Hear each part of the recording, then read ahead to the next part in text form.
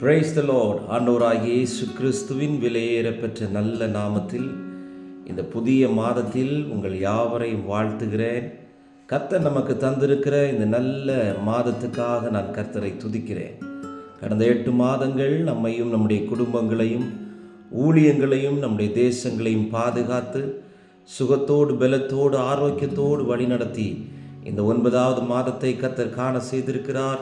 இந்த 9வது மாதத்திலும் கர்த்தர் நம்மோடு கூட பேசுகிற வார்த்தைக்கு நேராய் நாம் கடந்து செல்வோம். இந்த செப்டம்பர் மாதத்தில் கர்த்தர் நமக்கு வாக்கு பண்ணியிருக்கிறார், இந்த செப்டம்பரில் நான் செவ்வையாக்குவேன்.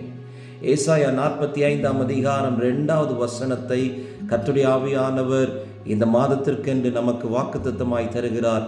நான் உனக்கு முன்னே போய் கோணலானவைகளை செவ்வையாக்குவேன். என்னை கேட்கிற தேவ ஜனமே, இந்த 9வது மாதத்தில் சில கோணல்களை கர்த்தர் செவ்வையாக்க போகிறார். அநேகருடைய வாழ்க்கையில் அநேக காரியங்கள் கோணல்களாய் இருந்திருக்கும். கடந்த 8 மாதங்கள் கோணலான வழிகள், கோணலான பாதைகளினூடாய், கோணலான சூழ்நிலைகளினூடாய் நீங்கள் கடந்து போயிருப்பீர்கள். ஆனால் இந்த 9வது மாதத்தில் கர்த்தர் வாக்கு பண்ணுகிறார், நான் உனக்கு முன்னே போவேன், கோணலானவைகளை செவ்வையாக்குவேன். இந்த செப்டம்பர் மாதம் செவ்வையாக்குகிற மாதம். தேவன் உங்கள் தனிப்பட்ட வாழ்வில், குடும்ப வாழ்வில், உங்களுடைய பிஸ்னஸில், உங்களுடைய ஊழியத்தில், உங்களுடைய எல்லா சோஷியல் சம்பந்தப்பட்ட வாழ்க்கையில் தேவன் செவ்வையாக்கக்கூடிய காரியங்களை தேவன் செவ்வையாக்குவார். வேதத்திலிருந்து சில ஆலோசனைகளை இந்த 9வது மாதம் பரிசுத்த ஆவியானுடைய துணையோடு கூட நான் உங்களுக்கு சொல்ல விரும்புகிறேன். செவ்வையாக்க வேண்டும் என்றால் செப்பனிடுங்கள். செப்பனிட்டால் செவ்வையாகும். செப்பனிட்டால் செவ்வையாகும். அப்போ இந்த செப்டம்பரில் நீங்கள் செப்பனிடுங்கள். இந்த செப்டம்பரில் தானே அவரும் உங்கள் வழிகளை செவ்வையாக்குவார். வேதத்தில் நீங்கள் தியானிக்கும் போது எலியாவினுடைய நாட்களில் செப்பனிடப்பட வேண்டிய பலிபீடங்கள் என்று வேதம் சொல்லுகிறது. இந்த 9வது மாதத்தில் ஆல்டர் யுவர் ஆல்டர்ஸ், உங்களுடைய பலிபீடங்களை செப்பனிடுங்கள். உங்கள் கோணல்கள் எல்லாம் கர்த்தர் செவ்வையாக்குவார். 2வது, செப்பனிடப்பட வேண்டிய பாதைகள் என்று வேதத்திலே வாசிக்கிறோம். நீங்கள் வேதத்திலே வாசிக்கும் போது எரேமியா 18:15 வாசிக்கும் போது செப்பனிடப்படாத பாதைகளிலே ஜனங்கள் நடக்கிறார்கள். அப்ப பாதைகள் செப்பனிடப்பட வேண்டியது அவசியமாயிருக்கிறது. காரணம், நம்முடைய வழிகள் செப்பனிடப்பட்டால்தான், நம்முடைய பாதைகள் செப்பனிடப்பட்டால்தான் நாம் தாபரிக்கும் ஊருக்கு போய் சேர முடியும்.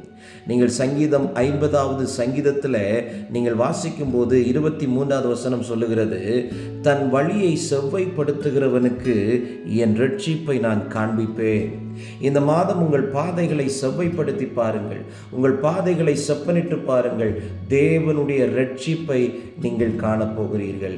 இன்னும் சங்கீதம் 107:7 சொல்லுகிறது, தாபரிக்கும் ஊருக்கு போய் சேர, தாபரிக்கும் ஊருக்கு போய் சேர அவர்களை செவ்வையான வழியிலே நடத்துவேன். அப்படியானால் நம்முடைய பாதைகள் செப்பனிடப்படும் போது நாம் தாபரிக்கும், நாம் விரும்புகிற, நாம் எங்கே தங்க வேண்டும் என்று யாசிக்கிறோமோ, விரும்புகிறோமோ, இயங்குகிறோமோ அந்த ஊருக்கு, அந்த இடத்திற்கு, அந்த பர்டிகுலர் பொசிஷனுக்கு, அந்த மேன்மையான ஸ்தானத்துக்கு கர்த்தர் நம்மளை கொண்டு போய் சேர்ப்பதற்கு நம்முடைய பாதைகள் செப்பனிடப்பட வேண்டியது அவசியமாயிருக்கிறது. அப்போ 1, செப்பனிடப்பட வேண்டிய பலிபீடங்கள், 2, செப்பனிடப்பட வேண்டிய பாதைகள், 3, வேதத்திலே வாசிக்கிறோம். எரேமியா 19ஆம் அதிகாரம் 11வது வசனத்திலே வாசிக்கும் போது, ஆமென், திரும்ப செப்பனிடப்படக்கூடாத மண்பாண்டங்கள் என்கிற ஒரு வார்த்தை இருக்கிறது. அப்படியானால் மண்பாண்டம் என்று சொல்லும்போது நம்முடைய வாழ்க்கை அது குறிக்கிறது. அப்போ செப்பனிடப்பட வேண்டிய வாழ்க்கை, செப்பனிடப்பட வேண்டிய பாண்டங்கள். அப்போ 3 காரியங்களை கர்த்தர் இந்த செப்டம்பர் மாதத்திலே செப்பனிட வேண்டும் என்று சொல்லுகிறார். 1, உங்கள் பலிபீடங்களை செப்பனிடுங்கள். 2வது, உங்கள் பாதைகளை செப்பனிடுங்கள். 3வது, உங்கள் பாண்டங்கள், உங்களுடைய வாழ்க்கையை செப்பனிடுங்கள். இந்த செப்டம்பரில் நீங்கள் செப்பனிடுங்கள். இந்த செப்டம்பரில் அவர் உங்கள் வாழ்வை செவ்வையாக்குவார். அவர் உங்களுக்கு முன்பாக போவார். உங்கள் கோணல்கள் யாவும் செவ்வையாகும் என்பதிலே எந்த சந்தேகமில்லை. இந்த வார்த்தைகளை கொண்டு கர்த்தர் உங்களை ஆசீர்வதிப்பாராக.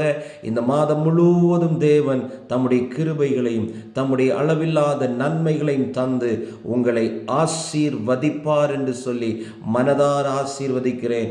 God bless you. கர்த்தர் உங்களை ஆசீர்வதிப்பார்.